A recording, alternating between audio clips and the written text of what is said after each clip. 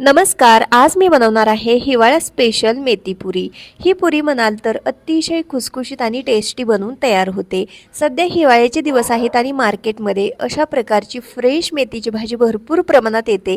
अशा वेळेस आपण ही भन्नाट चवीची खुसखुशीत अशी पुरी नक्कीच बनवू शकतो. वेळ वाया न घालवता रेसिपीला सुरुवात करूयात. मेथी पुरी बनवण्यासाठी इथं मी फ्रेश मेथी आहे ती नीट करून घेतली. पुरी बनवण्यासाठी लागणारी मेथी आपल्याला अगदी पानांमध्येच नीट करून घ्यायची आहे. जास्तही निबर देठ घ्यायचे नाहीत. घेतलेली मेथीची भाजी स्वच्छ पाण्याने धुवून घ्यायची आणि पूर्णपणे सुकवून घ्यायची. त्यानंतर ही भाजी आहे ती आपल्याला चाकूने चिरून घ्यायची आहे. जेवढी शक्य आहे तेवढी आपण ही भाजी आहे ती बारीकसर अशी चिरून घेऊया. घेतलेली संपूर्ण भाजी मी अगदी बारीक अशी चिरून घेतली. संपूर्ण भाजी आपल्याला एखाद्या बाउलने किंवा एखाद्या भांड्याने मोजून घ्यायची आहे, जेणेकरून आपल्याला पीठ किती घालायचं याचा अंदाज येतो. इथं पहा, ही भाजी आहे ती मी एका बाउलने मोजून घेते. तर यामध्ये भरत असताना भाजी अगदी हलक्या हाताने भरलेली आहे आणि बरोबर एक बाउल इतकी ही चिरून घेतलेली भाजी भरली.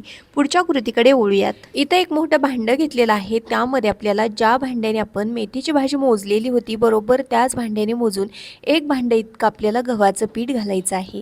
सोबतच या चमच्याने मोजून 2 चमचे इतकं बेसन पीठ घालते. 1 चमचा धना पावडर, अर्धा चमचा जिरे पूड, पाव चमच्याला ही अगदी थोडीशी कमी हळद पावडर, 1 चमचा लाल मिरची पावडर, याऐवजी तुम्ही हिरवी मिरची पेस्ट वापरली तरीही चालू शकतं. चवीकरता मीठ आणि 1 चमचा पिठी साखर घातलेली आहे. सोबतच 1 चमचा इतकं तेल घालते. जास्तही तेल घालायचं नाही, नाहीतर पुरी आपली थोडीशी तेलकट होऊ शकते. अगदी थोडंसंच तेल घालायचं. पोहे खाण्याच्या चमच्याने बरोबर 1 चमचा इतकं. त्यानंतर चिरून घेतलेली भाजी घालूयात आणि संपूर्ण साहित्य आपल्याला एकदा व्यवस्थित मिक्स करायचं आहे. ही मेथी पुरी बनवण्यासाठी मी गव्हाचं पीठ आहे ती भाजी जेवढे आहे त्याच प्रमाणामध्ये ठेवलेलं आहे. हवं असल्यास तुम्ही इथं भाजीच्या दुप्पट गव्हाचं पीठ वापरलं तरीही चालू शकतं. पण या पुऱ्यांमध्ये मला थोडीशी भाजी जास्त पाहिजे होती, त्यामुळे इथं मी गव्हाचं पीठ अगदी थोडंसं कमी वापरलेलं आहे, म्हणजेच समप्रमाणात वापरलेलं आहे. या पुरीसाठी भाजीच्या दुप्पट गव्हाचं पीठ वापरलं तरीही चालतं. इथं पहा, घेतलेलं संपूर्ण साहित्य आहे ते मी व्यवस्थित असं एकदा मिक्स केलं. त्यानंतर यामध्ये थोडं थोडं पाणी घालत आपल्याला हे पीठ आहे ते मळून घ्यायचं.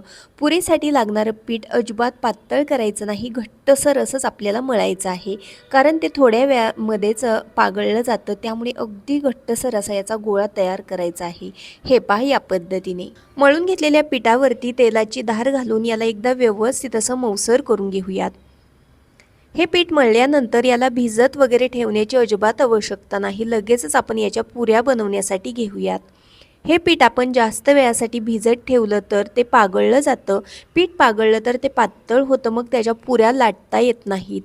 तर इथं पहा, हे पीठ आहे ते मी मळून घेतलं. आता लगेच मी याचे उंडे बनवण्यासाठी घेते.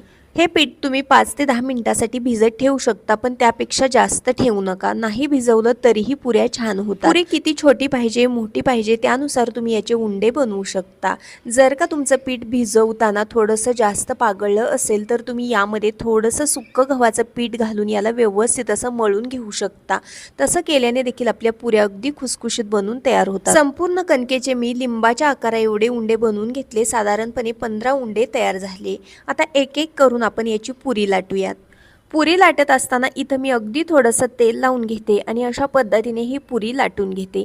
जास्त जाड नको, जास्त पातळ नको, अगदी मीडियम थिकनेसवरती आपण ही पुरी लाटूयात. मेथीच्या डबल जर आपण गव्हाच्या पिठाचा वापर केला तर आपल्याला पुरी लाटताना अजिबात तेल किंवा सुक्कं गव्हाचं पीठ लावावं लागत नाही. पण इथं मी समप्रमाणात पिठाचा वापर केल्यामुळे अगदी थोडंसं तेल लावून ही पुरी मी लाटून घेतली.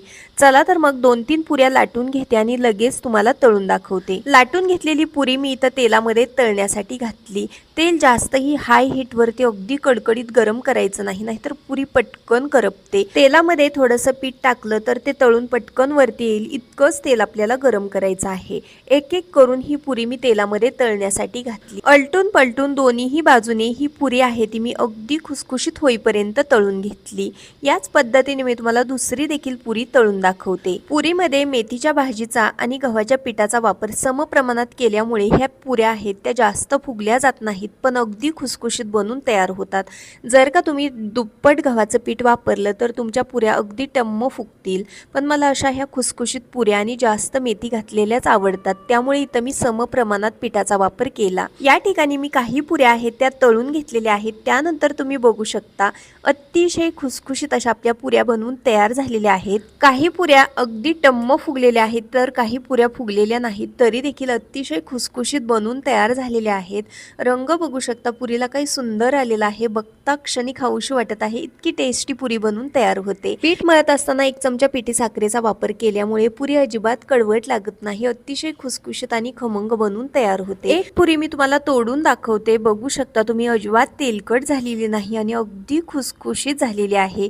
भरपूर भाजी वापरून केल्यामुळे पुरी चवीला म्हणाल तर अगदी खमंग बनवून तयार होते. अशी ही खमंग खुसखुशीत पुरी थंड झाल्यानंतर आपण हवाबंद डब्यामध्ये अगदी 15 दिवसासाठी देखील स्टोअर करून ठेवू शकतो, अजिबात खराब होत नाही. ही मेथी पुरी आपण शेंगदाणा चटणी, लसूण चटणी, दही साखर सोबत किंवा श्रीखंड सोबत, चहा सोबत खाऊ शकतो. मला तर ही पुरी श्रीखंड सोबत खूप आवडते. व्हिडिओ आवडला असेल तर लाईक, शेअर, सबस्क्राईब करायला विसरू नका. भेटूयात नेक्स्ट व्हिडिओमध्ये. बाय.